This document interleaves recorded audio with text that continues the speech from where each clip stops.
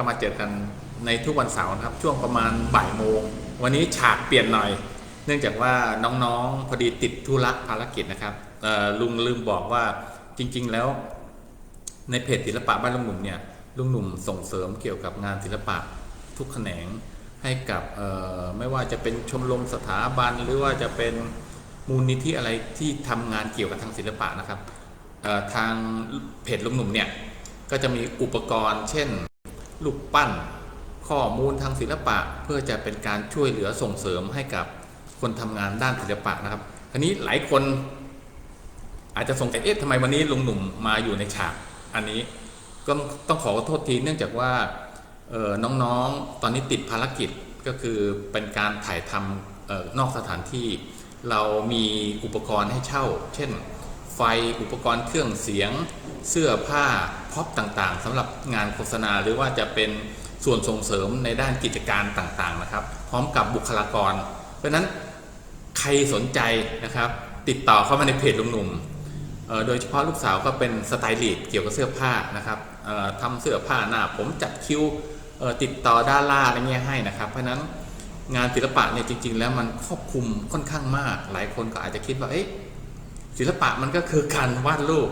ส่วนใหญ่คิดอย่างนั้นแล้วก็เหมือนรุ่นพ่อแม่ลุงก็จะเหมือนกันหมดคืออย่าไปเรียนเลยลูกศิลปะ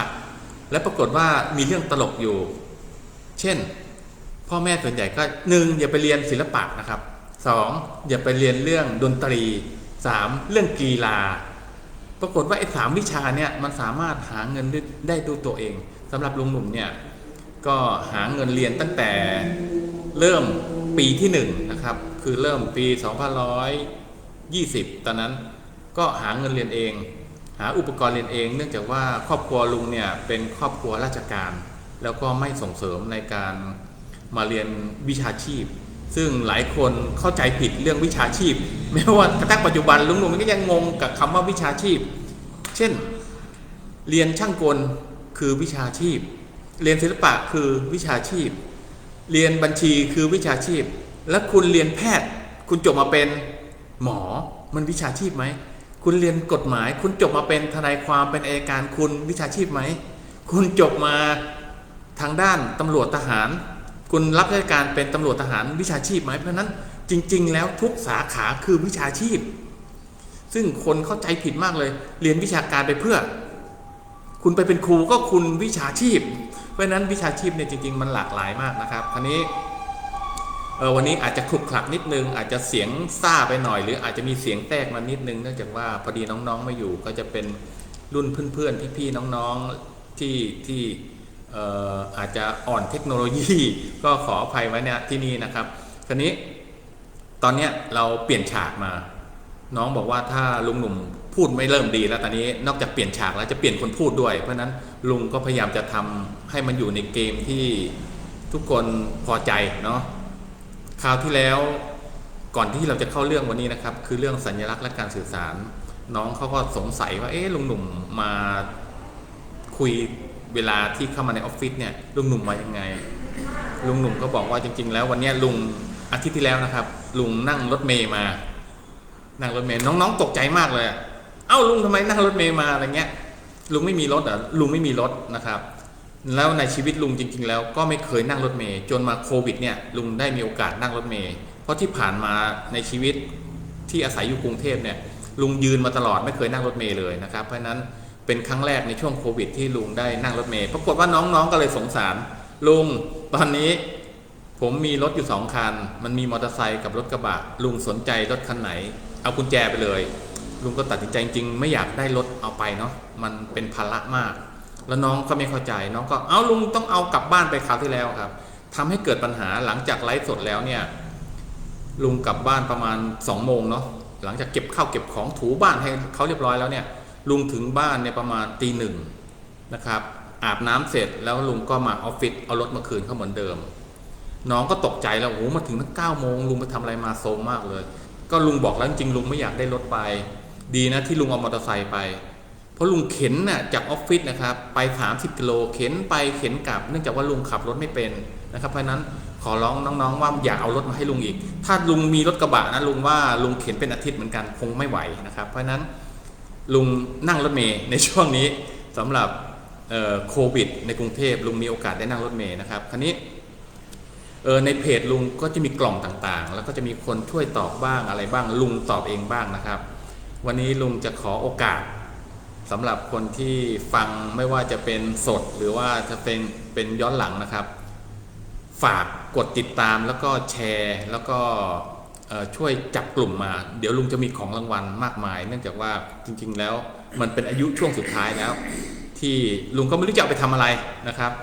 เห็นด้านหลังไหมจะมีรูปปั้นน้องผู้หญิงคนหนึ่งนะครับน้องคนนี้ชื่อมารินีนี่เป็นผู้หญิงสวยเป็นลูกครึ่งนะครับอิตาลีเป็นภรรยาของอาจารย์ฝรั่งชื่อภาษาไทยชื่อว่าอาจารย์ศิลป์พีระศรีนะครับเพราะนั้นคนนี้เป็นบุคคลสำคัญคนหนึ่งที่อาจารย์ศิลป์รักมากหน้าตาสาวสวยเป็นผู้ดีจ๋าเลยก็ไปพบในงานสังคมของวงการเขาเรียกอะไรทูตของอิตาลีนะครับตอนนั้น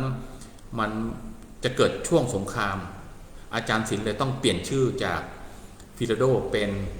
พีระศรีนะครับศิลป์พีระศรีเพราะนั้นอาจารย์ศิลป์ก็เลยรู้สึกสำนึกในบุญคุณของประเทศไทยที่ทำให้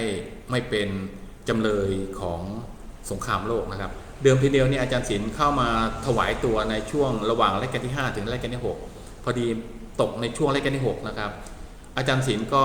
จะทำการปั้นอนุสาวรีย์แล้วก็ตอนนั้นก็คงยังไม่ได้คิดว่าจะเปิดเป็นวิทยาลัยสอนอะไรมากมายนะครับปรากฏว่าตอนนั้นก็มีกรมพยานาริศนะครับกรมพยานาริศซึ่งเป็นคนดูแลเรื่องนี้และท่านก็เก่งกาจสามารถในเรื่องวรรณกรรมวรรณคดีโบราณคดีจิตรกรรมประติมากรรมเก่งมากเลยเรียกว่าเป็นเจ้าฟ้าแห่งศิลปะเลยนะครับท่านก็โปรดรับอาจารย์ศิลป์พีระศรีเนี่ยเข้ามารับราชการคราวนี้ก็จะมีการทดสอบปรากฏว่าอาจารย์ศิลป์จริงๆแล้วเดิมทีเดียวท่านก็เก่งได้เหรียญรางวัลในอิตาลีนะโด่งดังมากในการปั้นเหรียญสวยงามนะครับเป็นเหรียญที่เป็นภาพเหมือนที่เขาเรียกอะไรกึ่งแอฟแตกเนาะแล้วก็งานศิลปะเนี่ยมันไม่ต้องถึงกับเนี๊ยบสวยมากมันแค่สะเทือนอารมณ์ให้เกิดความรู้สึกอาจารย์ศิลป์จับได้ตรงนี้นะครับคราวนี้ช่วงที่อาจารย์ศิลป์พีระศรีเข้ามาถวายตัวเป็นอาจารย์แล้วก็ทำงานศิลปะให้กับรัชกาลที่6ก็เลยมีการปั้นถวายงานเพราะนั้นคราวหน้าลุงจะเอามาเฉลยว่างานชิ้นแรกที่อาจารย์ศิลป์พีระศรีนะครับได้ปั้นถวายงานพระเจ้าอยู่หัวรัชกาลที่6เป็นรูปปั้นของใครเพราะนั้นหลังจากนี้ที่เห็นเป็นรูปคุณมารินีเนี่ยลุงก็จะเปลี่ยนไปนะครับเป็นรูปปั้นอีกอันหนึ่งแล้วก็จะมีรูปปั้นอีกหลายชิ้นซึ่งอาจารย์ศิลป์ได้ฝากไว้แม้กระทั่งผลงานที่เป็นสเก็ตเป็นการค้นคว้าเรื่องงานไทยๆซึ่งอาจารย์ศิลป์ถือว่าเป็นมือใหม่สำหรับสยามประเทศในยุคนั้นนะครับเพราะฉะนั้นอาจารย์ศิลป์เนี่ยเก่งมากในการพิจารณาเรื่องวัตถุโบราณเรื่องสถาปัตยกรรมแม้กระทั่งการออกแบบพระต่างๆนะครับก็เข้ามาถึงมนตรามันดารามีน้องๆคนหนึ่งชื่อน้องอุบลมั้งแล้วก็อีกหลายคนเนาะเขียนเข้ามาคราวนี้น้องอุบลเนี่ยลุงจำได้เนื่องจากว่าเป็นกลุ่มที่ขยันเขียนมากเลยแอบเขียนแล้วก็ส่งเข้ามาในกล่องเยอะแยะมากบางคนเขียนถึงตอนนี้65ภาพแล้วส่วนใหญ่ก็คือได้ผลจริงๆว่าเขียนแล้วมันมีความสุขเขียนแล้วมันเกิดอารมณ์อย่างนั้นเกิดความปิติอะไรอย่างเงี้ยนะครับเพราะฉะนั้นน้องเขียนมาว่ามนตรามันดาราคืออะไรหลายคนก็อาจจะคิดเรียกว่ามันดาล่าอะไรเงี้ยเนาะซึ่งลุงก็ไม่เข้าใจความหมายได้มันดาล่าแปลว่าอะไรแต่ในความเห็นส่วนตัวของลุงมันใช้คำว่ามันดารานะครับดาราแปลว่าสตาร์หรือดวงดาวเพราะนั้นรูปทรงที่เราเห็นเพดานโบสถ์วิหารแม้กระทั่งสิ่งก่อสร้างนะครับเดี๋ยวลุงจะเขียนสเก็ตล่างๆให้ดูเนาะนึกถึงประตูโบสถ์ต่างๆไหมของพวกในศาสนาคริสต์นะครับเขาก็จะใช้รูปทรงคล้ายๆกันนะครับก็คือมีวงกลมแบบนี้นะครับเป็นปลายยอดปลายแหลมนะครับ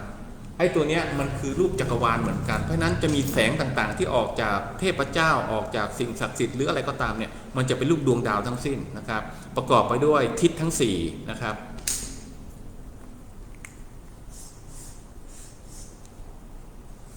ที่เป็นสี่เหลี่ยมอย่างเงี้ยแต่สี่เหลี่ยมนี้ต้องเป็นจัตุรัสนะครับ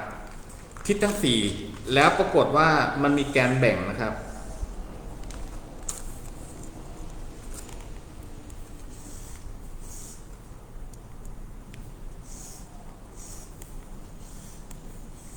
แบ่งทั้งหมดเป็น 16 ช่องหมายถึงเทวดาทั้ง 16 องค์เพราะนั้นจะเห็นได้ว่าประตูหน้าต่างของโบสถ์วิหารต่างๆจึงมีทั้งหมด8 บานแต่ละบานจะมีเทวดาประจำหน้าต่างบานละ1 องค์นะครับส่วนประตูนั้นก็จะเป็นอีก2 องค์คราวนี้ไอตัวมหามงกุฎที่อยู่หน้าโบสถ์วิหารของคนไทยครับเราอาจจะไม่ค่อยได้สังเกตนะมันจะมีประตูอยู่ 2-3 ชนิดเองนะครับประตูที่ 1จะอยู่ตรงกลางนะครับมองเห็นหรือเปล่าไม่รู้พอดีกล้องอาจจะไม่คุ้นเคยเนาะมันจะเป็นยอดอย่างเงี้ยนะครับถ้าสังเกตให้ดีๆอันนี้คือมงกุฎของพระมหากษัตริย์ครับเป็นประตูราชาเห็นไหมเอ่ยเนาะไอ้ลุงก็อยากออกกล้องด้วยไอ้นี่ก็อยากเขียนด้วยคราวนี้อีก2 ประตูนะครับเป็น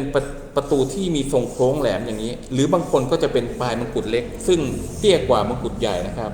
ก็จะเป็นกระจังหน้านางเพราะนั้นเป็นวิธีการคิดของคนโบราณแม้กระทั่งโบสถ์วิหารเหมือนกันไอ้ที่โบสถ์สมัยอยุธยาครับมันจะเป็นชั้นเชิงเยอะแยะเลยตัวหลังคานะครับอันนี้ก็อยู่ในมันดาราเหมือนกันส่วนที่ฐานโค้งในสมัยอยุธยาจริงๆหมายถึงเรือสุพรรณหงส์นะครับส่วนทางเหนือคิดว่าสิ่งที่พาให้ขึ้นสวรรค์ได้ก็คือนกอะไรเอ่ยใครรู้บ้างเป็นนกที่ตัวใหญ่มากเลย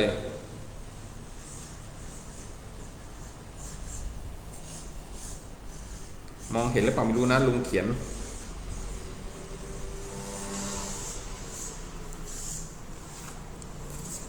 เห็นไหมเอ่ยเนาะเป็นหัวเป็นช้างแล้วก็มีปีกเป็นหงส์ครับเราเรียกนกตัวนี้ว่านกหัสดีลิงนะครับนกหัสดีลิงเนี่ยสามารถพาดวงวิญญาณมนุษย์ขึ้นสวรรค์ได้หมดนะครับเป็นความเชื่อของคนภาคเหนือเพราะนั้นคนทางภาคเหนือนี่ก็จะมีตำนานอีกหลายเรื่องเกี่ยวกับทางพุทธศาสนาเช่น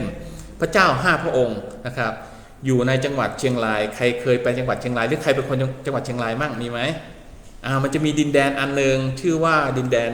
เวียงกาหลงนะครับมีที่ทั้งหมด 2,500 ไร่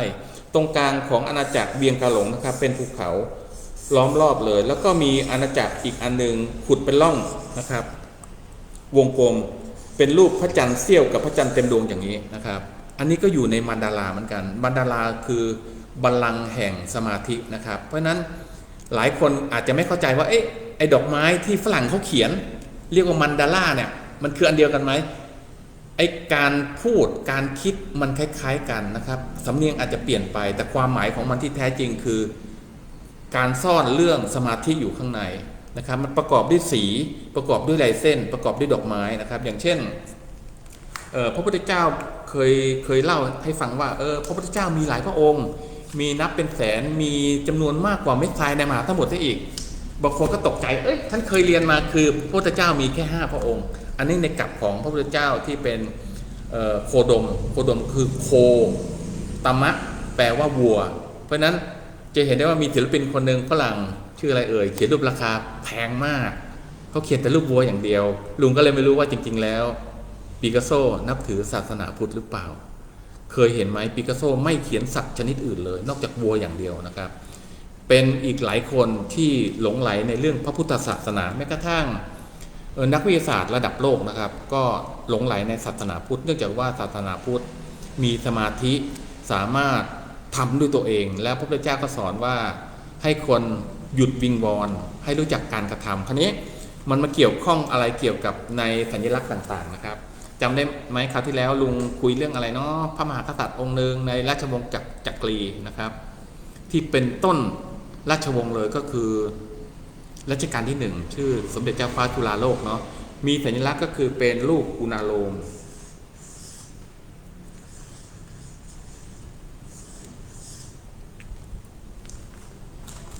มองเห็นไหมเอ่ยเนาะน่าจะเห็นนะครับแล้วมีรูปอุณาโลมเนี่ยจริงๆแล้วมวลของรูปอุณาโลมเป็นรูปหอยสังนะครับเพราะฉะนั้นในมันดาราจริงๆแล้วนอกจากสี่เหลี่ยมสามเหลี่ยมวงกลมดอกไม้แล้วเนี่ยก็จะมีรูปหอยสังมีฉัตรนะครับมีกฤษมีวัชระมีผ้ามีหลายเรื่องที่มันสอดคล้องเกี่ยวกับไอ้เรื่องมันดารานี้มาหลายอันเนื่องจากว่าแต่ละคนก็จะมาแต่งวิธีการใช้นะครับคราวนี้มันสำคัญยังไงไอ้สัญลักษณ์เหล่านี้ในความเชื่อของพระเกี่ยวกับทางทิเบตนะครับที่เราเรียกว่าลามะใน1ชั่วชีวิตเนี่ยเขาจะเขียนรูปหนึ่งนะครับเขียนให้สำเร็จด้วยการเอาเส้นขนเล็กๆนะครับมาจุ่มสี โดยการเอาผงสีมาฝนทำด้วยตัวเองทุกอย่างนะแล้วก็ผสมน้ำมันไขสัตว์ชนิดหนึ่งค่อยๆตัดเส้นรูปเล็กๆเส้นภาพที่เกิดขึ้นเนี่ยละเอียดมากเลยครับเรียกว่าบัลลังก์แห่งสมาธิเหมือนกันแต่ว่าตรงกลางจะเป็นรูปพระพุทธเจ้านะครับคราวนี้ในรูปพระพุทธเจ้าเองเนี่ยก็จะมีสัญลักษณ์อีกหลายอย่างนะครับหลายคนอาจจะรู้จักเครื่องหมายสวัสดิกะใครเคยรู้จักเครื่องหมายสวัสดิกะมั่งมีอยู่คนหนึ่งเป็นเขาเรียกอะไรเนาะฆาตกรโหดของโลกก็นำมาใช้นะครับไอ้ตัวนี้เรียกว่าสวัสดิกะก็อยู่ในหนึ่งมันดาราเหมือนกันเห็นไหมมันมี4ทิศมีตรงกลางแกนกลางนะครับความหมายที่แท้จริงที่ถูกซ่อนไว้ก็คือมนุษย์เกิดที่หนึ่งนะครับเดินทางที่หนึ่งไปเติบโตอีกที่หนึ่งเพราะนั้นเป็นการหักเหตลอดมนุษย์ไม่อยู่กับที่เพราะนั้นใครอยากเจริญงอกงามเติบโตคุณต้องเดินทางถ้าคุณอยู่บ้านคุณจะเป็นแค่ลูกคุณจะเป็นแค่หลานคุณออกไปเรียนหนังสือคุณจะได้เป็นนักเรียนเป็นครูเป็นอาจารย์คุณไปทำงานคุณได้เป็นลูกน้องคุณได้เป็นหัวหน้างานเป็นผู้บัญชาการเพราะฉะนั้นการเดินทางในชีวิตจึงเป็นส่วนสำคัญมากนะครับคราวนี้กลับมาย้อนเกี่ยวกับเรื่องสัญลักษณ์ต่างๆหลายคนยังสงสัยว่าพระเจ้าท่านประสูติมาแล้วท่านเดินได้ไหมหลายคนคิดว่าท่านเดินได้ไหมเด็กน้อยออกจากครรภ์พุทธมารดาแล้วเดินอยู่ใต้ต้นอะไรเนาะหลายคนก็คิดว่ามันคือต้นสาระถ้าลุงบอกว่าต้นสาระที่เราเอามาปลูกตามวัดมันไม่ใช่สาระที่พระพุทธเจ้าทรงประสูติหลายคนจะคิดว่าไงเอ่ยครั้งหนึ่งในชีวิตนะครับลุงก็ได้เดินทางไปหลายๆประเทศนะครับโดยเฉพาะอินเดียเนี่ยลุงก็ไปสร้างวัดที่หนึ่งแล้วก็ทำอีกหลายอย่างเนาะเพราะนั้นลุงเดินทางไปอยากรู้ว่าต้นโพที่พระพุทธเจ้าท่านทรงนั่งเป็นบัลลังก์ทำให้ท่านตรัสรู้ได้อยู่ที่ไหนนะครับปรากฏว่าลุงก็ไปสืบทุกที่เลยปรากฏว่ารูปเขียนรูปอะไรรูปแกะสลักต่างๆเนี่ยไม่มีต้นสาระที่เรานำมาปลูกในประเทศไทยเลยเนื่องจากสาระที่เรามาปลูกนั้นเป็นสาระที่มีดอกออกจากลำต้นปรากฏว่าลุงได้ไปอ่านหนังสือเล่มหนึ่งนะครับพระพุทธองค์คงทรงชมต้นสาระต้นหนึ่งนะครับที่มีดอกงามออกจากปลายของกิ่งเป็นช่อระยะสวยงามมากนะครับปรากฏต้นนี้เองมีต้นเดียวนะครับที่ปลูกอยู่ณที่สถานที่ประสูติของพระพุทธเจ้าต้นนั้นเรียกว่าสาระอินเดียส่วนที่เรามาปลูกเราใช้ชื่อว่าต้นกระสุนปืนใหญ่หรือสาระลังกาเพราะนั้นความหมายมันเข้าใจกันผิดมามากแล้วหลายคนก็ยังไปเชื่อเรื่องการเอามือไปรอให้ดอกสาระหล่นใส่มือมันเป็นมงคลอะไรเงี้ยเนาะซึ่งจริงๆถ้าคุณเชื่อแล้วคุณทำได้ดีก็ถือว่าโอเคเนาะแต่ถ้าเชื่อแล้วมันไม่มีความสุขคิดว่าไปทำเรื่องไร้สาระก็เปลี่ยนซะคราวนี้ลุงจะย้อนกลับเรื่องที่ตอนที่พระพุทธเจ้าประสูตินะครับจำได้ไหมมีเด็กน้อยคนหนึ่งนะครับเดินออกมาจากครรภ์พระมารดานะครับแล้วก็มีดอกบัวรองรับกี่ก้าวเอ่ยใครจำได้มั่ง7 ก้าวครับ7 ก้าวอันนี้ลุงคิดเล่นเนาะซึ่งอาจจะขัดแย้งกับคนอื่นเห็นไหม7 ก้าวครับดอกบัวนั่นถ้าเกิดลุงตีความหมายทางศิลปะอันที่หนึ่งพระพุทธมารดาทรงดำเนินกลับไปบ้านพระราชบิดานะครับเพื่อไปประสูติเจ้าชายสิทธัตถะปรากฏว่าท่านทรงผ่านมาเมืองทั้งหมด7 เมืองอันที่หนึ่งเนาะดอกบัวเลยเป็นสัญลักษณ์ในการเดินทางแล้วบานรองรับรูปเด็กน้อยเจ้าชายสิทธัตถะนะครับหรือดอกบัวนั้นหมายถึง7 เมืองที่พระพุทธองค์ทรงเผยแพร่ศาสนาพุทธได้ดอกบัวจึงบานรับพระบาทของเจ้าชายสิทธัตถะเพราะนั้นมันเป็นปริศนาธรรมซึ่งจริงๆแล้วลุงอยากให้รู้จักการตีความรู้จักพิจารณาเรื่องสัญลักษณ์ทางงานศิลปะนะครับมันมีซ่อนอยู่มากมายอย่างเช่นการสร้างอนุสาวรีย์ชัยสมรภูมิใครรู้จักมั่งอยู่ที่กรุงเทพเนาะฝากคนที่อยู่ต่างจังหวัดหรือจะเป็น FT ที่ติดตามลุงเนี่ยก็ลองฟังดูนะครับหลายคนก็สงสัยว่าหลักเขตที่1จริงๆอยู่ที่ไหนเขานับจาก อนุสาวรีย์ชัยสมรภูมินะครับแล้วก็ต่อไปกี่กิโลใครมีความรู้มั่งเอ่ยนับเป็นหลัก1หลัก2หลัก3หลัก4ไปเป็นหลัก10เลยนะครับปัจจุบันมีคนเรียกเหมือนเดิมอยู่แค่2หลักคือหลัก4และหลัก6เท่านั้นนอกนั้นถูกเปลี่ยนแปลงกลายเป็นชื่อถนนเป็นเมืองเป็นอำเภอเป็นเขตต่างๆไปมากมายเพราะนั้นเรื่องเหล่านี้มันถูกเปลี่ยนแปลงไปนะครับโดยเฉพาะสัญลักษณ์ที่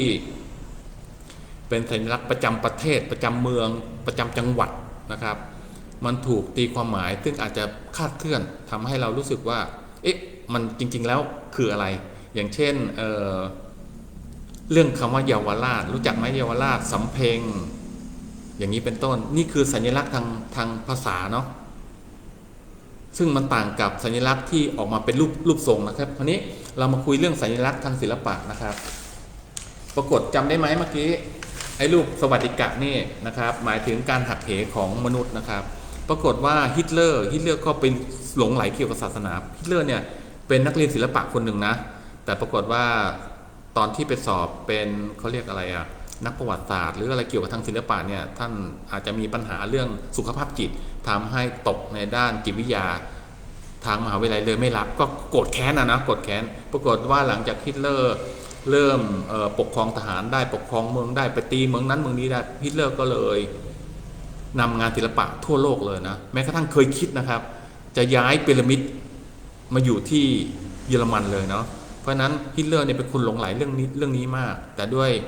มีความอำมหิตในใจเนื่องจากว่าไปเกลียดคนชนชาติฮิบรูเนาะที่เราเรียกว่าชนชาติยิวนะครับมีการฆ่าล้างเผ่าพันธุ์มากมาย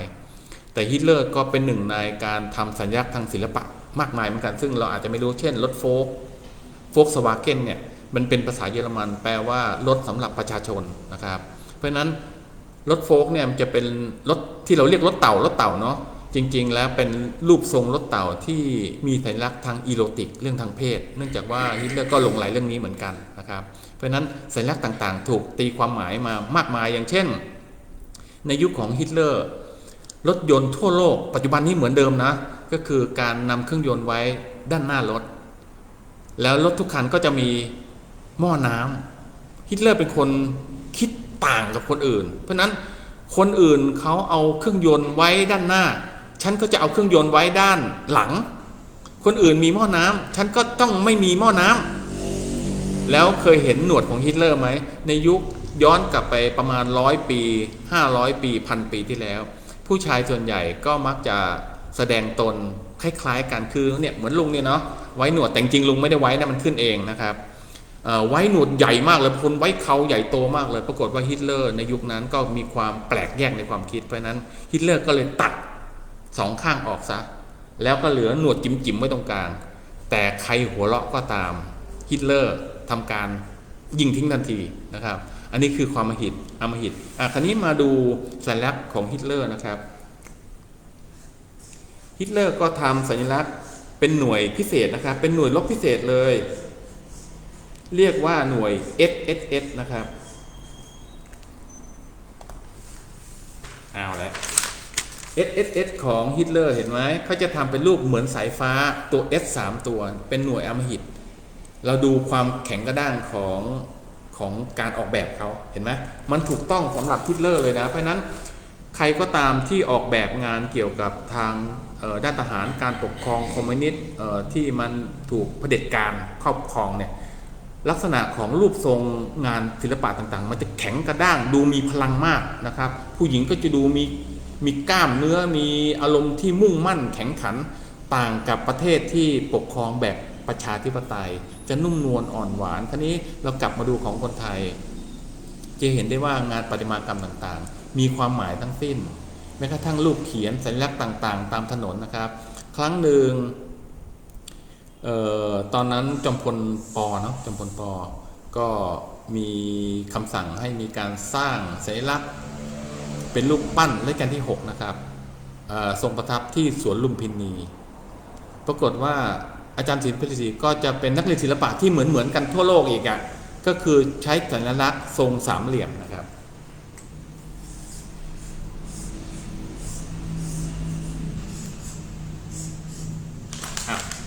มอง ไหมไม่รู้มันเป็นง่ายๆอย่างนี้เนาะเป็นทรงสามเหลี่ยมทุกอย่างเป็นสามเหลี่ยมหมดเช่นคนเท้าเอวคนวางเท้าคนหันหน้าข้างทุกอย่างถ้ามองจากด้านแปลนและด้านหน้าเนี่ยทุกมุมจะมีสามเหลี่ยมซ่อนอยู่นะครับมันทำให้เกิดการมูฟเมนต์รู้สึกว่ามันมีพลังเกิดขึ้นอย่างเช่นการปั้นอนุสาวรีย์ต่างๆถ้าเราสังเกตมนุษย์ให้ดีๆนะครับจะเห็นได้ว่าใบหน้ากับหน้าอกเป็นไงหน้ามันจะยื่นออกหน้าอกก็จะแฟบลงไปแต่เวลาทำงานประติมากรรมอันนี้คือการสร้างความรู้สึกที่เป็นสัญลักษณ์แล้วเราไม่เคยสังเกตคือการเบ่งอกขึ้นมาใหญ่ๆหน้าหุบเข้าไปทำให้รู้สึกมีอำนาจซึ่งจริงๆคนทำอย่างนั้นมาตลอดเวลาไหมไม่ได้ทำมีการเบ่งแขนมีการกางนิ้วมีการชี้นะครับเพราะฉะนั้นเป็นสัญลักษณ์เรียกว่าทรงสามเหลี่ยมมันเกิดพลังงานมันอยู่ในหนึ่งมันดาราเหมือนกันนะครับคราวนี้มีอยู่อันเดียวที่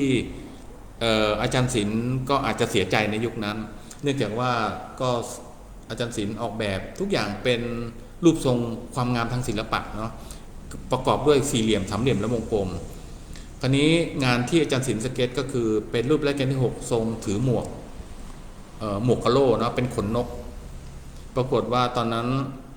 ผู้ใหญ่ในบ้านเมืองก็ไม่เห็นด้วยว่าทหารทำไมมีหมวกต้องสวมไว้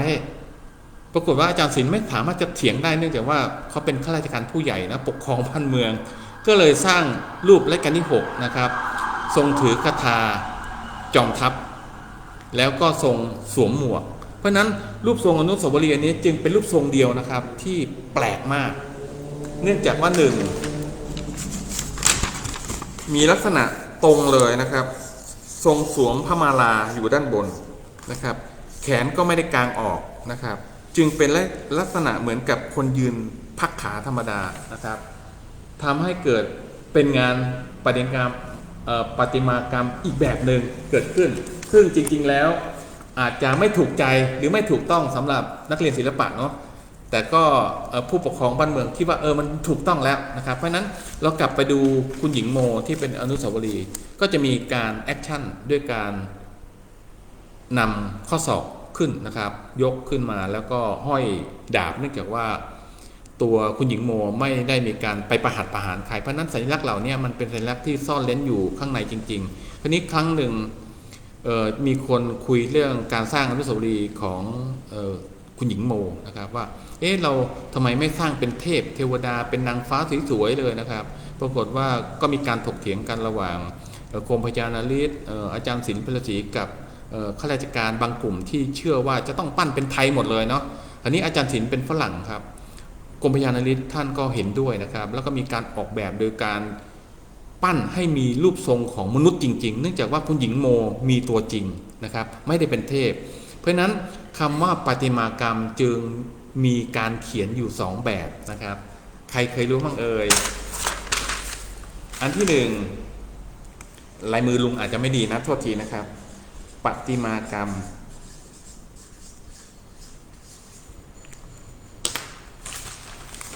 เขาเขียนกันแบบนี้เห็นไหมโทษเอียงยังไงเอียงมาทางนี้นะครับประติมากรรมเขียนอย่างนี้นะครับอันนี้หมายถึงการสร้างรูปทรงที่เป็นมนุษย์นะครับเป็นสัตว์สิ่งของที่มันมีตัวตนจริงๆนะครับส่วนอีกอันหนึ่ง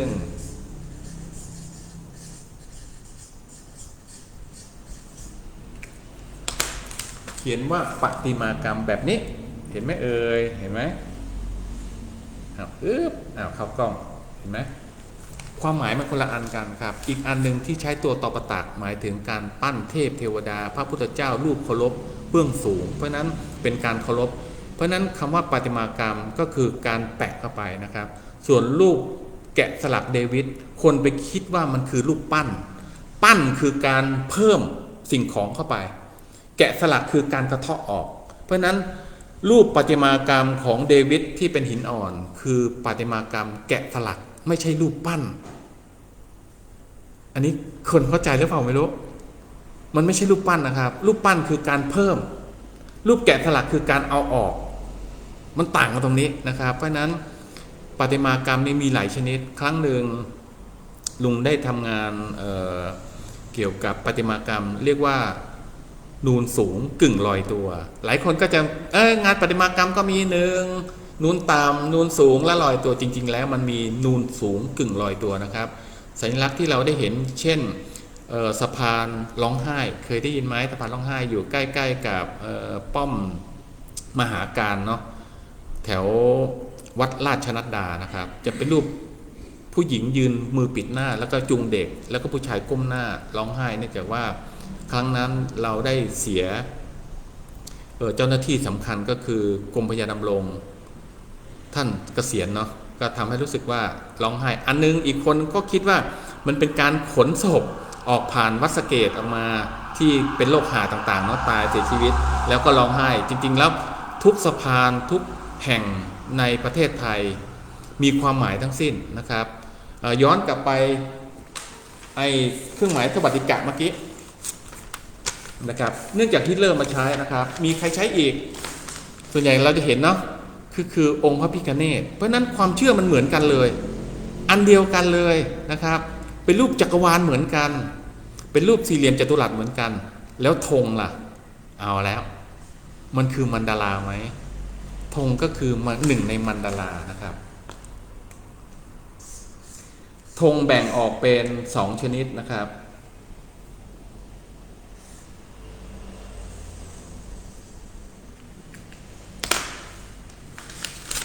ธงแบ่งออกเป็น2ชนิด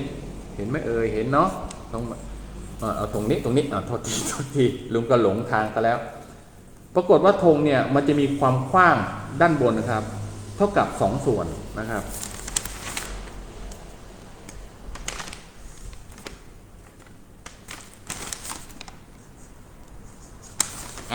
1 ส่วน2 ส่วนมองเห็นไหม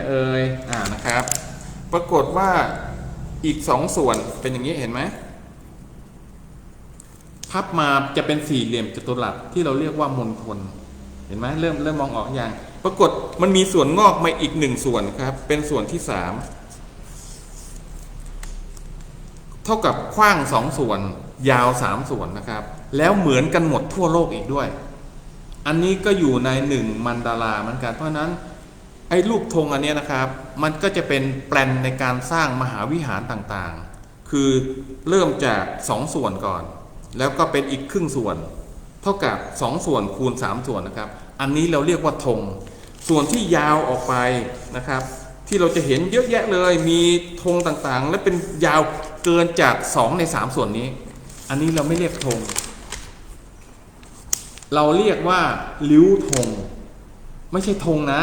มันคือริ้วธงนะครับทีนี้สำหรับสัญลักษณ์ในเมืองไทยนะครับก็จะมีธงพระเจ้าอยู่หัวซึ่งชัดเจนเป็นจัตุรัสนะครับแบบนี้ใครเคยเห็นเวลารับเสด็จหรือว่ามีพระราชดำเนินผ่านหรือว่าจะเป็นที่ประทับพระเจ้าอยู่หัวทรงประทับอยู่ตึกอาคารหรือสถานที่ใดธงอันนี้จะชักอยู่ด้านบนของอาคารแห่งนั้นนะครับพื้นเป็นสีประจำพระราชสมภพคือเป็นสีเหลืองนะครับแล้วตรงกลางเป็นครุฑนะครับกว้างคูณยาวเป๊ะเลยเป็นสี่เหลี่ยมจัตุรัสนะครับอย่างนี้นะครับตรงกลางเป็นครุฑเพราะนั้นจะเห็นได้ไหมมันดาราคือมณฑลนี่เองนะครับยังมีอีกหลายอย่างที่เป็นมันดาราก็คือสัญลักษณ์ทางพระพุทธศาสนาแล้วก็จะเป็นเกี่ยวกับผู้นำทางศาสนาอีกมากมายนะครับเช่นพระพุทธรูปไม่ว่าจะยืนหรือนั่งก็ตามนะครับจริงๆเกิดจากการแบ่งส่วนออกเป็น4 ส่วนแบบนี้นะครับเห็นไหม4 ส่วนจำได้ไหมคราวที่แล้วลุงบอกว่าเป็น4 ส่วนแล้วแบ่งออกเป็นช่องอย่างนี้เรียกว่า16เนาะปรากฏว่าเขาจะนับ1 ส่วนนะครับในพระพุทธรูปกับรูปมนุษย์จะต่างกันตรงนี้คราวที่แล้วเราแบ่งยังไงจำได้ไหมจมูกถึงคิ้วนะครับกลายเป็นหูจากคิ้วขึ้นไปเป็นหน้าผากนะครับจากใต้จมูกมาเป็นคางเป๊ะเลยแต่ในพระพุทธรูปไม่ได้คิดอย่างนั้นเขาจะคิด1 ฝ่ามือเพราะนั้นเท่ากับช่วงหน้าผากกับคางนะครับเป็น1 ส่วนส่วนที่2ก็คืออกนะครับอันนี้คือสูตรในการปั้นพระเลยเนาะส่วนที่2เนี่ยส่วนที่2ส่วนที่3ก็คือสะดือนะครับส่วนที่4คือหน้าตักส่วนขานั่นเขาไม่นับนะครับสำหรับพระนั่งนะครับคราวนี้มันเกิดเป็นรูปมันดาราได้ไงมันเกิดที่ตรงนี้ นอกจากสี่เหลี่ยมจัตุรัสที่ฐานพระแล้วเห็นไหมปรากฏว่าเราเอาสี่เหลี่ยมมาตั้งนะครับ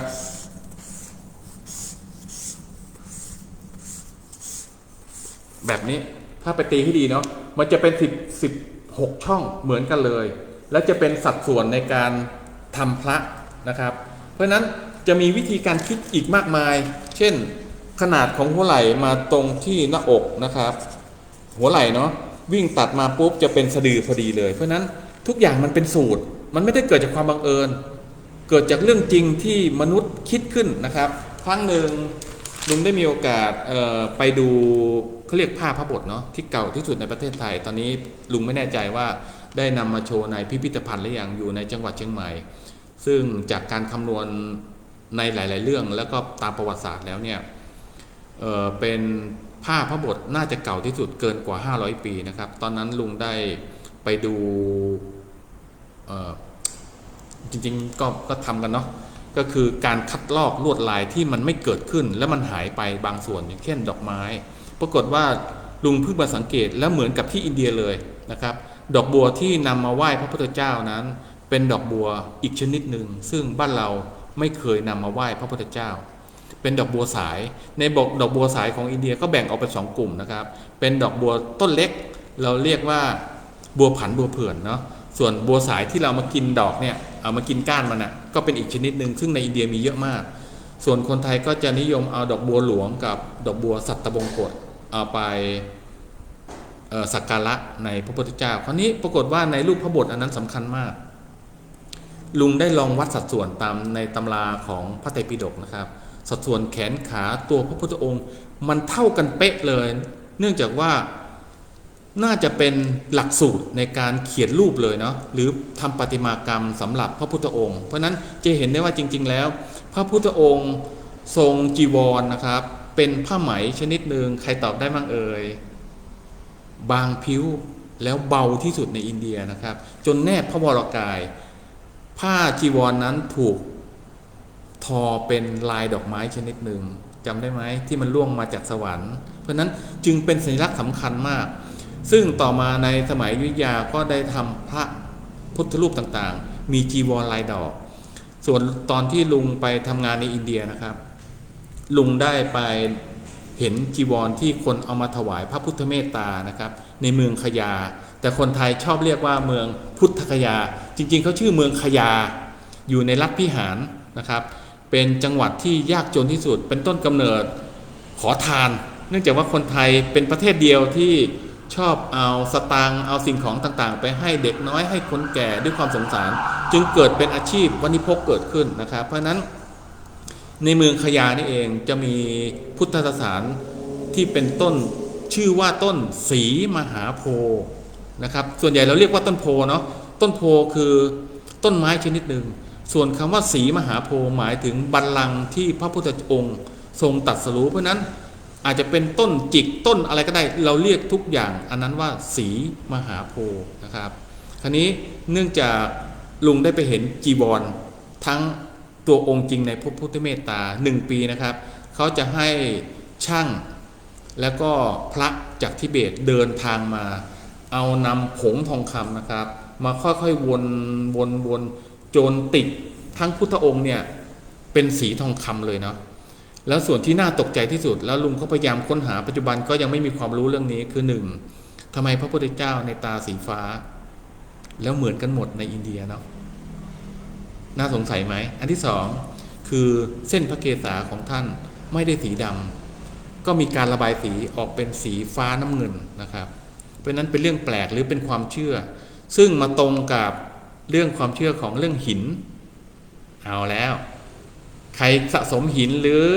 ใครมีความรู้เรื่องหินบ้างในประเทศไทยเนี่ยถ้าย้อนกลับไปประมาณ 1,200 ปีที่แล้วนะครับ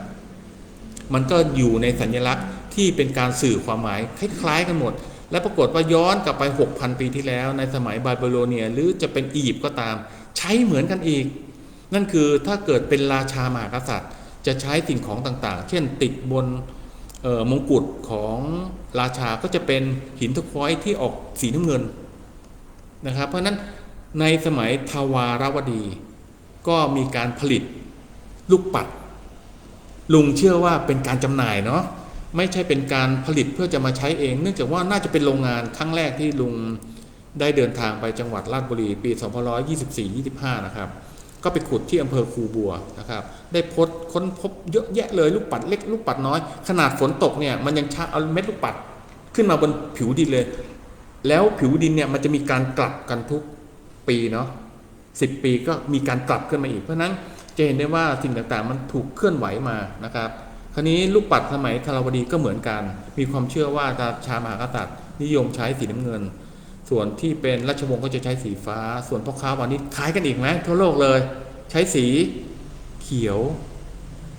โดยเฉพาะคนจีนนิยมหยกสีเขียวมากเลยเกี่ยวกับเรื่องทรัพย์สินเงินทองนะครับส่วนเด็กน้อยก็จะใช้เป็นสีเหลืองส่วนที่เป็นหินใสๆเราเรียกว่าแก้วสารพัดนึกเป็นความเชื่อเหมือนกันต่อมาคนไทยก็นิยมเรื่องอะไรเนาะไอ้ที่มันมีแร่ทองคำนะเป็นเส้นๆนะเรียกว่าไหมทองบ้างอะไรบางอันนี้แล้วแต่ตั้งแต่ปรากฏว่าความเชื่อนี้มันเหมือนกันทั่วโลก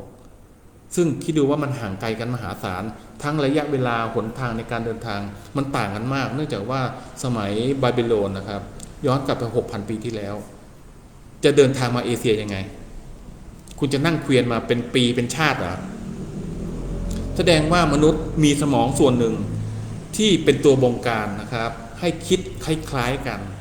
เห็นไหมเพราะฉะนั้นงานศิลปะจึงเหมือนกันเลยทั่วโลกถ้าย้อนกลับไป 20,000 ปีที่แล้วนะครับมีภาพเขียนเก่าแก่ที่สุดในโลกประมาณเนี้ยส่วนใหญ่ก็จะอาจจะมีเก่ากว่านี้อาจจะหาไม่เจอหรือว่ามันสูญหายไปแล้วนะครับเป็นภาพตามผนังถ้ำเขาจะเขียนสัญลักษณ์ต่างๆสื่อความหมายถึงความอุดมสมบูรณ์ไว้มากมายเช่นเขียนรูปปลารูปสัตว์ฝูงสัตว์เขียนรูปมนุษย์เขียนรูปสัญลักษณ์บางคนนะครับก็เชื่อว่าเป็นงานศิลปะชิ้นแรกของโลกก็คือการเอาไม่รู้ว่าจะเป็นหลอดเหมือนหลอดต้นมะละกอหรือเปล่านะเป็นรูๆเนาะใส่ปากแล้วก็อมสีเป่าพ่นพรวดไปบนฝ่ามือนะครับเกิดเป็นลายรูปมือขึ้นมาแล้วก็เอาคนในครอบครัวมาเป่าเป็นรูปสีเหมือนงานภาพพิมพ์เกิดขึ้นแล้วก็มองเรื่องจินตนาการของลักษณะของก้อนหินเขียนเป็นรูปวัวสูงสัตว์เขียนบางที่เขียนเป็นช้างแมมมอสอย่างนี้เป็นต้นเพราะนั้นแสดงว่าในยุคนั้นได้เคยเห็นช้างแมมมอสคราวนี้มาถึงในเอเชียกับยุโรปที่มีสัญลักษณ์คล้ายๆกันอีกก็คือมังกรส่วนคนจีนเชื่อว่ามังกรคือเทพเจ้าที่กลับชาติมาเกิดพลังเป็นพระมหากษัตริย์นะครับมังกรของคนจีนส่วนใหญ่ที่รู้เหมือนกันเนาะก็คือมังกรถ้าใช้เกี่ยวกับพระมหากษัตริย์จะมีเล็บทั้งหมด5เล็บเห็นไหมถ้ากลางมา5เล็บเนาะถ้าเกิดเป็นพวกเชื้อพระวงศ์ชั้นสูงจะใช้4เล็บคนทั่วไปจะใช้ได้แค่3เล็บตอนนี้มังกรย้ายจากประเทศจีนนะครับมาอยู่ราชบุรีไปอยู่ในตุ่มหมดแล้วคนจีนที่นำเทคโนโลยีมาเนี่ยก็เอามังกรมาทำพันตุ่มกันเต็มไปหมดเลยนะครับเพราะนั้นยังมีอีกหลายเรื่องที่น่าตลกมากอย่างเช่นเทพต่างๆเนาะลุงไม่รู้ว่าเทพในอินเดียเขาหมดกันหรือยังมีเป็นพันๆองค์นะแต่ก็จะมีคนทรงเจ้าเข้าผีเยอะแยะมากมายทรงเทพมาเยอะแยะเลยมันมีวิธีพิสูจน์มากมายแต่อันนี้ลุงข้ามไปนั่นแปลว่าเราเรียนศิลปะเราให้แค่เรื่องสัญลักษณ์นะครับเพราะนั้นจะมีสัญลักษณ์เกี่ยวกับเรื่องเทพอีกมากมายจะมีสัญลักษณ์เกี่ยวกับการทาสีบนหน้าผากเช่นเป็น3อัน2อันหมายถึงโลกมนุษย์สวรรค์และบาดาลบางคนก็จะเห็นรูปเป็นศิวลึงเป็นเรื่องตลกขบขันเป็นเรื่องทางเพศมันก็มีตำนานนะครับคราวนี้ว่าด้วยตำนานเนาะคือตำเร็วไม่ได้เราต้องตำนานๆเพราะฉะนั้นตำนานเนี่ยมันมีเรื่องเล่าอยู่หลายเวอร์ชั่นแล้วแต่ว่าคนนับถือใครอย่างเช่นนับถือพระศิวะก็จะไหว้องค์พระศิวะบางคนก็ไปคิดว่าศิวลึงนะครับก็คือสัญลักษณ์ทางเพศอย่างเดียวจริงๆแล้วลึงมันมี2บทบาทก็คือ1แปลว่าพระจันทร์อีกอันหนึ่งลึงแปลว่าอวัยวะทางเพศชายเพราะฉะนั้นความหมายของเขาที่แท้จริงก็คือการกำเนิดมวลมนุษยชาติไอ้ส่วนที่รองอยู่ด้านล่างศิวลึงที่มันเป็นฐานบางคนก็เป็น8เหลี่ยม4เหลี่ยมเนาะแต่ส่วนใหญ่จะเป็น4เหลี่ยมแล้วก็มีช่องเป็นตัว V มีน้ำไหลออกมานะครับเขาจะลดน้ำเรียกว่าน้ำมนนะครับลงไปที่ศิวลึงบางคนก็จะลดนมนะครับลงไปจากปลายของศิวลึงไหลเวียนผ่านมาตรงโยนีเป็นเครื่องเพศของผู้หญิงเพราะนั้น บางตำนานก็บอกว่าถูกสาปทำให้เป็นศิวลึงกับโยนีบางอันก็อีกเวอร์ชันนึงก็บอกว่าทรงอายตอนที่ได้ไปร่วมสังวาสบนสวรรค์มีเทวดาแอบเห็นก็เลยแปลงสัญลักษณ์ตัวเองเป็นศิวลึงแต่จริงๆแล้วหมายถึงการกำเนิดของมนุษยชาติเพราะนั้น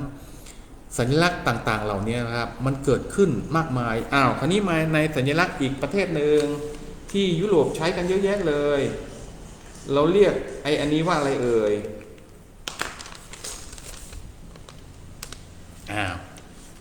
รู้ไหมเรียกว่าไม้กางเขนไม้กางเขนแปลว่าอะไรเอ่ยภาษาไทย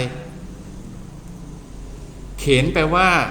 เครื่องโล่นะครับเพราะฉะนั้นจะเป็นสัญลักษณ์ของตำรวจ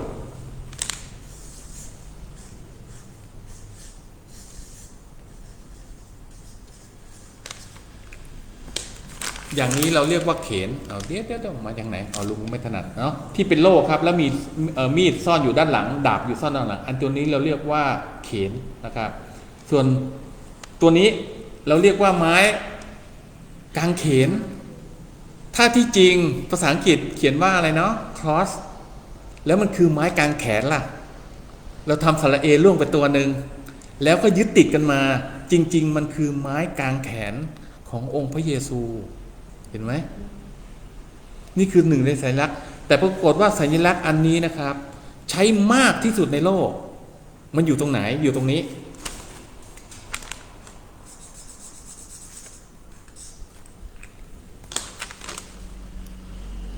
เป็นบวกเท่ากันโดยตัดก้านของไม้กางเขนออกนะครับแล้วก็ทำพื้นที่ตัวนี้เป็นสีแดงเป็นสัญลักษณ์ของพยาบาลเห็นไหมแล้วใครเคยรู้มั่งเด็กรุ่นใหม่รู้คงรู้เพราะได้เปิด YouTube อะไรต่างๆเนาะจะเห็นได้ว่าร้านทำผมต่างๆจะมีโคมไฟอยู่อันนึงหมุนเดิมทีเดียวเขาใช้สีแดงแล้วก็จะต้องทาหลังคาตัวร้านทำผมเป็นกากบาทสีแดงด้วยทำไมต้องทำอย่างนั้นเพราะอะไรสมัยสงครามโลกตั้งแต่สมัยของสงครามโลกครั้งที่1เนาะแล้วเริ่มมีเครื่องบินครั้งแรกนะครับมันเกิดการทำลายล้างมากเลยเพราะนั้น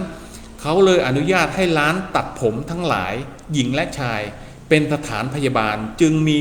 โคมไฟสีแดงอยู่หน้าร้านเป็นสัญลักษณ์ว่า1มึงห้ามเข้ามายิงนะข้างในมีคนป่วยบนหลังคาก็จะมีกากบาทสีแดงอันนี้อยู่นะครับเพราะนั้นอันนี้คือหนึ่งในสัญลักษณ์ที่สื่อเกี่ยวกับทางด้านศิลปะที่นำมาใช้กันทั่วโลกเลยนะครับเพราะนั้นมาจากอะไรนะเมื่อกี้กากบาทมาจากไม้กางเขนเหมือนกันแล้วไม้กางเขนมันตกลงมันกางเขนหรือกางแขนกันแน่คราวนี้ลองไปค่อยๆคิดดูเนาะคราวนี้มีสัญลักษณ์อีกมากมายที่แอบซ่อนอยู่นะครับที่ลุงคุยเรื่องครั้งแรกจำได้ไหมเกี่ยวกับเรื่องสัญลักษณ์ของพระราชกรนะครับของรัชกาลที่1ส่วนรัชกาลที่2ทรงชื่อว่าอะไรเอ่ยองค์ที่1ชื่อว่าพระนามว่าเจ้าฟ้าจุฬาโลกเพราะนั้นชื่อพระมหากษัตริย์ไทยถูกกำหนดให้อยู่เบื้องบนหมดเลยนะครับอยู่บนฟ้าอยู่บนสวรรค์เป็นอาวุธของเทพเป็นเขาพระสุเมนหมดเพราะนี้จุฬาโลกก็คืออยู่บนสวรรค์นะครับองค์ที่2ชื่อพระนามว่าเลิศลาภนภาลัยนะครับสัญลักษณ์ของพระองค์คืออะไรเอ่ย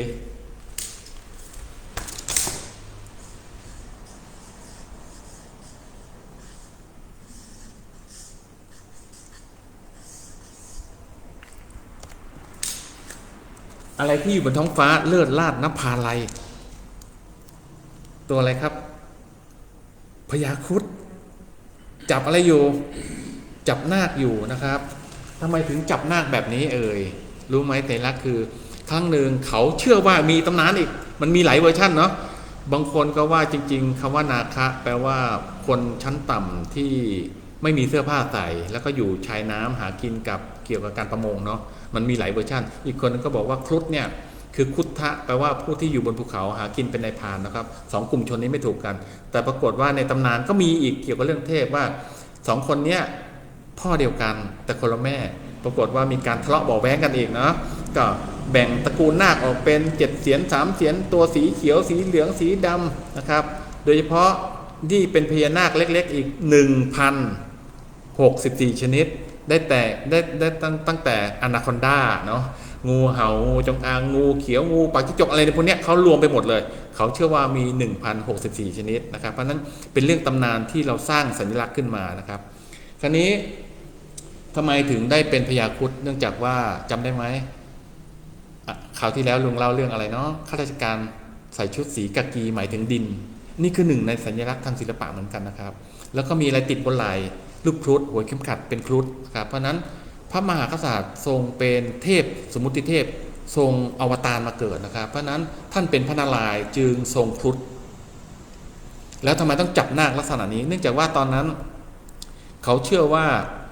พญานาคเนี่ยอยู่ในน้ำเนาะพญาครุฑโฉบมาปุ๊บก็จะจับนาคไปกินปรากฏนาครู้มุกแล้วทำไงถึงไม่ให้ถูกจับก็เลยอมก้อนหินไว้อมไว้ในปากพญาครุฑมาโฉบปุ๊บเป็นไงหิ้วไม่ไหวหนักก้อนหินมากเลยก็เลยจับทางหางเขย่าหัวให้คายก้อนหินออกมาจึงเป็นรูปครุฑหยุดนาคแบบนี้เห็นไหมครุฑจะต้องจับหางแล้วเอาหัวไว้ที่ปลายเท้าเพื่อให้นาคคายก้อนหินมาอันนี้เป็นหนึ่งในสัญลักษณ์นะครับซึ่งมีความหมายมากมายส่วนรัชกาลที่3ทรงพระนามชื่ออะไรเอ่ยเอาใครดูมั่งพระนั่งเกล้าเจ้าอยู่หัวเห็นไหมอยู่บนกระหม่อมนั่งเกล้าเลยนะเพราะฉะนั้นชื่อพระนามของพระมหากษัตริย์ทั้งหลายก็จะอยู่เกี่ยวกับเทพทั้งหมดเนื่องจากว่า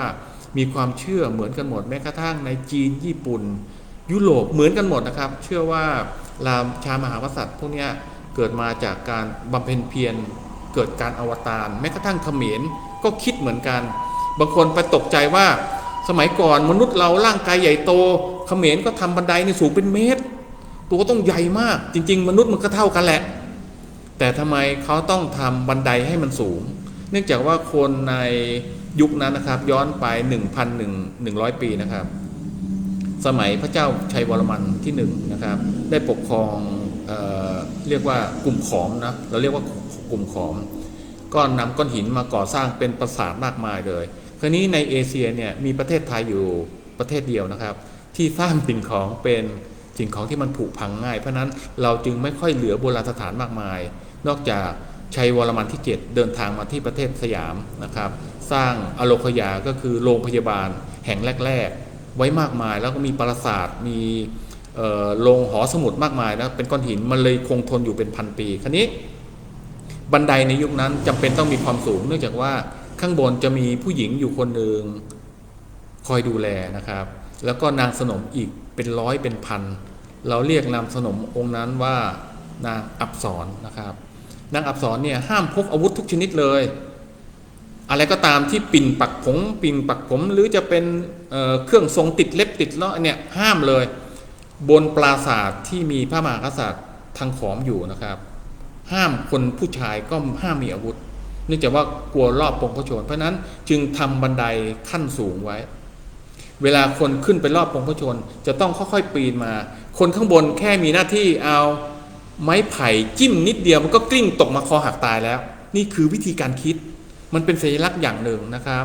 แม้กระทั่งการหาทิศทางในการสร้าง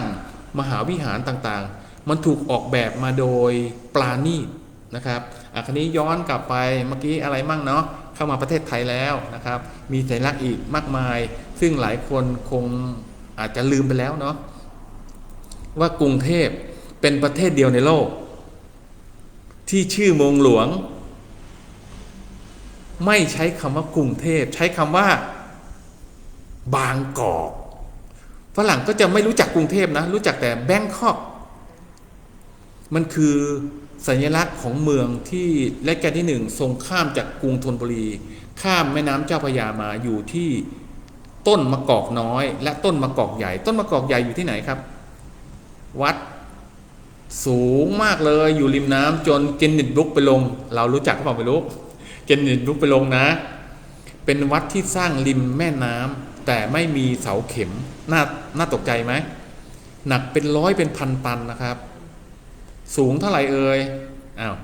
ทวนความรู้กัน80 กว่าเมตรกว่าเท่าไหร่ไปหาเอาแบ่งออกเป็นสัญลักษณ์ก็คือเขาพระสุเมนนะครับ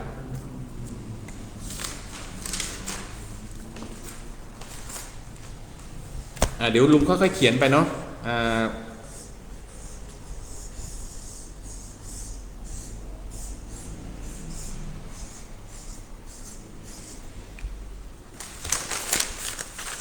อย่างนี้ครับเห็นไหมมันเป็นรูปปลายยอดเนี้ยมันคือเขาพระสุเมนนะเห็นหรือเปล่าแล้วก็มีมุมเล็กๆอยู่4มุมนะครับเป็นยอดเขาเล็กๆแบ่งออกเป็น16ชั้นข้างบนเป็นปรียอดนะครับแล้วก็ลงในเขียนบุ๊กเรื่องอะไรนะเมื่อกี้เรื่องเป็นสิ่งก่อสร้างริมน้ำโดยไม่มีเสาเข็มคนไทยไม่รู้จักเสาเข็มนะไม่รู้ฝรั่งโง่หรือคนไทยฉลาดโบราณนะครับถึงรัชกาลที่5ทรงสร้างกระทรวงกลาโหมเหมือนกันไม่มีเสาเข็มเนื่องจากว่าเป็นการขุดหลุมลงไปใช้ต้นซุงนะครับวางพาดกันแบบนี้วางเป็นจำนวนมากๆแล้วก็เอาซุงอีกอันนึงวางทับแล้วก็ทับกันไปทับกันมาจนทั้งหมดมันเป็นมวล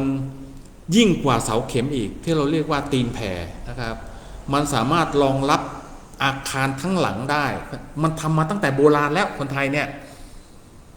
แต่ฝรั่งมันตกใจเนื่องจากว่าฝรั่งใช้วิธีเจาะแล้วก็เทซีเมนต์หรือเอาเสาหินไปทิ้งไว้เนาะเพื่อไม่ให้อาคารเหล่านั้นมันทรุดปรากฏว่าที่ลงในเกณฑ์เน็ตบุ๊กเนี่ยเนื่องจากมีเรื่องเป็นอาคารสร้างที่ไม่มีเสาเข็มอันที่สองคือเป็นพุทธสถานที่แปลกมากนะครับในยุคนั้นก็คือการใช้กับเครื่องกระเบื้องมาเป็นเครื่องประดับนะครับซึ่งแต่ก่อนนี้โค้งนะครับจะมีเรือต่างๆที่มาค้าขายตั้งแต่ท่าเตียนเนาะแต่ก่อนท่าเตียนมันมีเรื่องเล่ามากมายก็คือหนึ่งในสัญลักษณ์ที่เรามาใช้กันมันได้คว่ำลงแล้วก็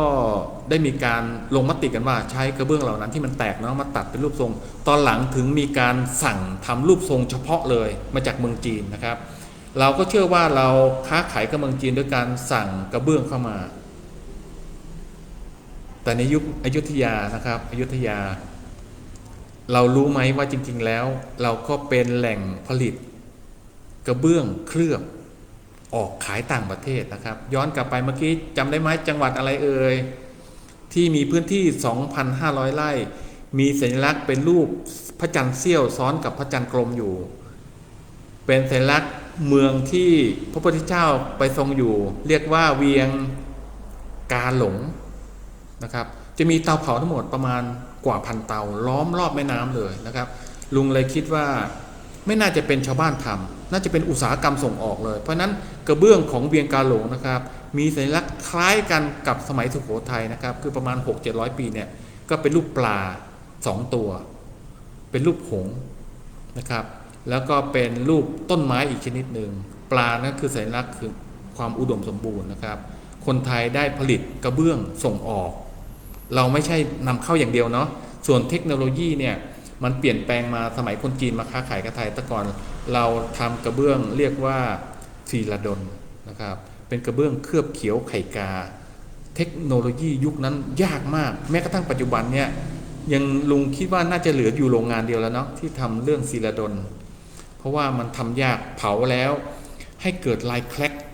เป็นลายตั้งใจนะให้เกิดรอยร้าวเกิดขึ้นเป็นเสน่ห์ของงานมากนะครับเพราะฉะนั้นสัญลักษณ์ทางศิลปะเนี่ยมันถูกแฝงไว้หลายที่เช่นผังเมืองสัญลักษณ์ทางข้าราชการแม้กระทั่งตำรวจทหารโดยเฉพาะธนาคารคราวที่แล้วลุงเล่าจำได้ไหมมีธนาคารกรุงเทพธนาคารไทยพาณิชย์แล้วลุงยังไม่ได้เล่าอีกอันหนึ่งคือธนาคารปัจจุบันเปลี่ยนชื่อไปแล้วมีสัญลักษณ์แบบนี้เนาะเราเรียกว่าธนาคารทหารไทยนะครับใครรู้มั่งสัญลักษณ์นี้เป็นรูปอะไรเอ่ยตรงนี้เนาะเป็นรูปอะไรที่จริงมันเป็นรูปช้างเอราวัณครับ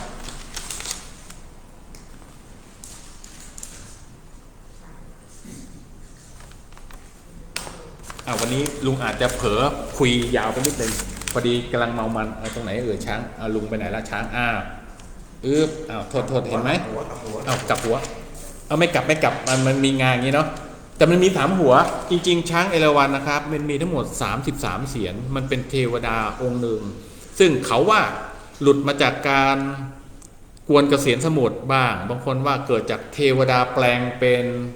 ช้างเอราวัณมีทั้งหมด33หัวเอาฟังให้ดีเนาะแล้วลุงจะมาเล่าต่อคราวหน้าช้างเอราวัณทำไมเหลือ3หัวเนื่องจากว่าเขียนเยอะมากมันอีลุงตุงนางมันเหมือนเห็บอะไรมาเกาะเยอะแยะเลยช่างก็เขียนไม่ไหวแกะสลักไม่ไหวยกเว้นบางคนขยันก็จะเขียนทั้งหมด33หัวนะครับป ปรากฏหัวหนึ่งมีงาอยู่7 คู่งาข้างหนึ่งเนี่ยมีสระใหญ่ๆนะครับในงาข้างหนึ่งนะฟังให้ดีสระใหญ่มากมีดอกบัวอยู่7 กอแต่ละกอมีดอกบัวอยู่7 ดอกแต่ละดอกมีกลีบอยู่7 กลีบ7 งา 7 คู่นะครับใน33 หัวเนาะแต่ละหัวมีงา7 คู่